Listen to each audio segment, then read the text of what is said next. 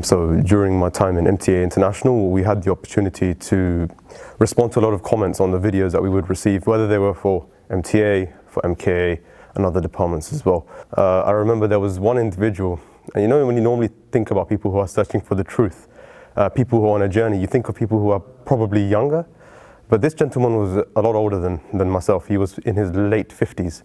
And that was something quite special for me, that a person, even at that age, is ready to embrace change, is ready to look for something, even though it might be contradictory to what he currently practices and believes.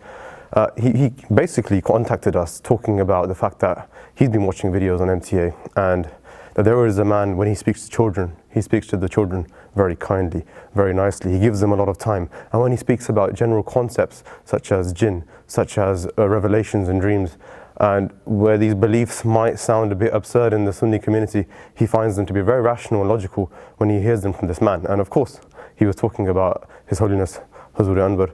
And when I introduced him to the fact that this is actually a worldwide leader, he was even more amazed that a man who's so busy has taken his time out to meet his community on a weekly basis rather, when he's got different mulaqats going on. And this really struck a chord with him.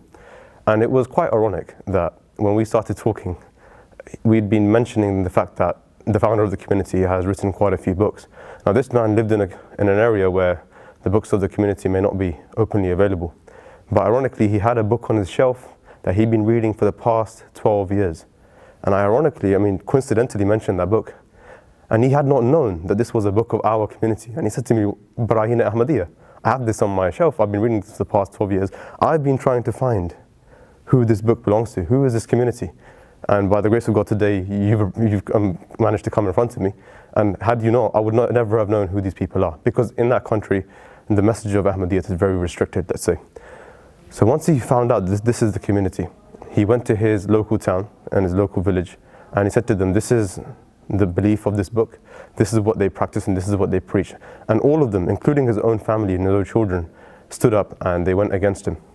And I thought at this moment that this might be quite a difficult thing for him. But he came back to me and he said that once I found the truth, there's absolutely nothing that's going to hold me back. Now imagine this man, he's a professor in a university, quite educated, quite learned. He's got a wife, he's got 3 children who are already educated, and some of them are doctors and some of them are lawyers. And once he's found the truth, he's chosen that even though he may lose these people, he's still going to stick to the truth. And I asked him, I remember at that time, that you're going to be completely alone and no one's going to be by your side, especially in a place where you might be bitterly opposed. Is there anything you need? And I asked him this, and I was thinking perhaps you might need some support in many different ways. And he said, I do need one thing from you. I said, yes, please. He said, I need you to send this letter to Huzur with my picture on it, so that he can see who I am and he can testify that I accepted the message of Islam Ahmadiyyat. That is all I need from you.